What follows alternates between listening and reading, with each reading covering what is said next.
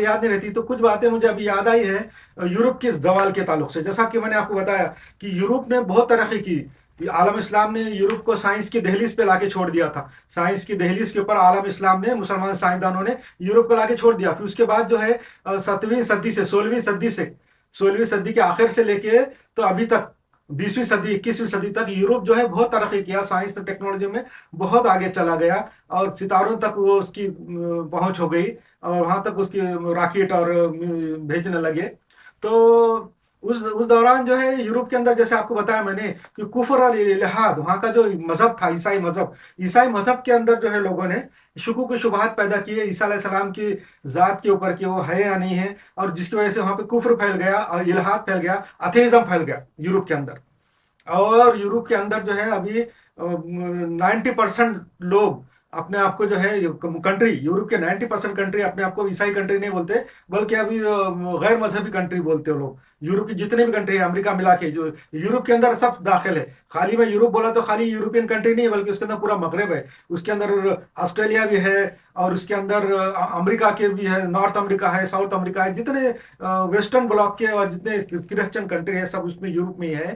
اور ان کا زوال شروع ہونے کی وجہ ہے وہاں ایتھیزم جب ان کے قوم میں پھیل گیا، پورے لوگوں نے ان کا جو مذہب تھا عیسائی مذہب اس کو پھینک دیا نکال کے، اس کے دھجیاں اڑا دی، اس کی غلطیاں نکال دی. اور اس کے جو پوپ کے چرچ اور پادری تھے انہوں نے بہت غلط کام کیے، جس کی وجہ سے بھی عیسائی مذہب کے اوپر غلط اثر پڑا. اور اس کے علاوہ عیسائی مذہب کے اندر جو باتیں غلط تھی وہ لوگوں نے اس کو غلط نکالی، سائنسی طریقے سے سوچ کے، تھنک کر کے، لاجیکلی تھنک کر کے یورپین قوموں نے اس میں غلطیاں پکڑ لیا اور اس کے ایتھیزم آ گیا اور انہوں نے ایتھیزم کو قبول کر لیا اور پورے یورپ کے اندر ایتھیزم پھیل گیا. ایتھیزم کی وجہ سے یہ ہوا کہ لوگوں کی فکر تو بڑی، سوچ تو بڑی، اس کو جو ہے نا فریڈم آف اسپیچ تو ہوا اس کی وجہ سے کہ ہر چیز کے بارے میں فریڈم آف اسپیچ سے بات کریں گے، مگر اس سے ایک نقصان یہ ہوا کہ وہ ان کے اندر ایتھیزم آ گیا، اور ایتھیزم آنے کی وجہ سے ڈپریشن آیا. جب کوئی آدمی ایتھیسٹ ہو جاتا ہے، جو اللہ کو نہیں مانتا، اپنے کائنات کے بنانے والے خدا کو نہیں مانتا، گاڈ کو نہیں مانتا، تو اس کے اندر ایک قسم کی مایوسی پیدا ہوتی، بیک گراؤنڈ مایوسی.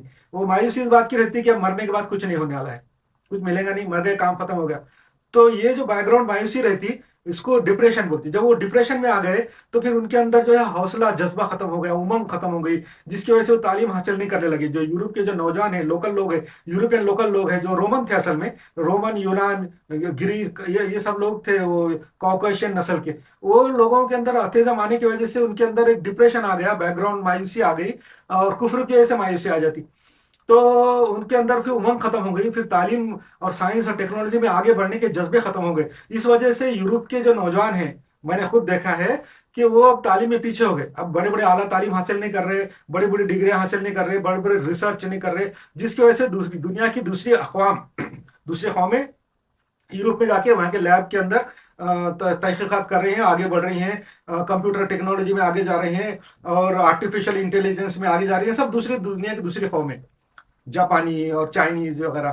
تو اب جو ہے یورپ پچھڑ گیا، یورپ کا زوال آ گیا، اور یورپ کا بالکل اب زوال پذیر ہے. اب جو ہے یورپ کی اگر ایسی چلتی رہی، یہی حالت ان کی چلتی رہی، تو یورپ بالکل برباد ہو جائے گا، بالکل جو ہے تو مارجن پہ آ جائے گا، بالکل بیک فوٹ پہ آ جائے گا، بالکل نچلے درجے پہ آ جائے گا. جیسا کہ آج مسلمان ہیں، مسلمانوں کا بھی بہت بڑا عروج ہوا ان کا. تقریباً 1200 سال دنیا میں حکومت رہی، اعلیٰ ترین حکومت رہی، اور پوری دنیا پہ چھائے رہے. پورے دنیا کے جو ہے پائنیر تھے، امام تھے، پوری دنیا کے امام تھے. پورے دنیا کا علم مسلمانوں کے پاس تھا، پورے دنیا کا علم حاصل کرنے کا تھے. پوری دنیا کے لوگ مسلمانوں کی یونیورسٹی میں آتے تھے.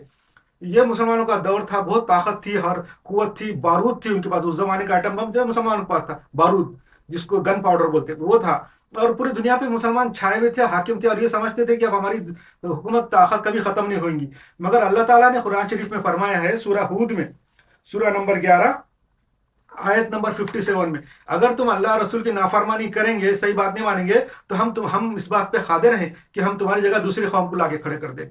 اللہ تعالیٰ نے قرآن میں فرمایا ہے کہ اگر تم اللہ رسول کی نافرمانی کریں گے، صحیح راستے پہ نہیں چلیں گے، تو ہم اس بات پہ قادر ہیں کہ تمہاری جگہ ہم دوسری قوم کو لا لیں گے. یہ بھی ایک معجزہ ہے قرآن شریف کا، قرآن کا ایک میراکل ہے کہ دیکھو آج ہم اتنی پاورفل امپائر مسلمانوں کی، جو 1200 سال سے پوری دنیا پہ حاکم تھی اور قائم تھی اور پوری طاقت کے ساتھ قائم تھی، ان کو ہٹا کے ریپلیس کر کے دوسری قومیں آ گئی. یہ اللہ نے لایا، یہ اللہ کا جو ہے قرآن کا یہ اور معجزہ ہے، میراکل ہے، جو سچ بات اللہ نے کہی ہے سورہ ہود میں، سورہ نمبر 11 اور آیت نمبر 57 میں. में। तो ये मुसलमान जो है जैसा गालिब थे और बाद में जवाल पजीर हुए, वैसा जो है ना यूरोप अब जवाल पजीर है, और बहुत जल्दी जो है यूरोप को लोग, दूसरे लोग, मुल्कों के लोग रिप्लेस कर देंगे, यूरोप की हालत खराब हो जाएंगी, वहां पे जो है ना बहुत ज्यादा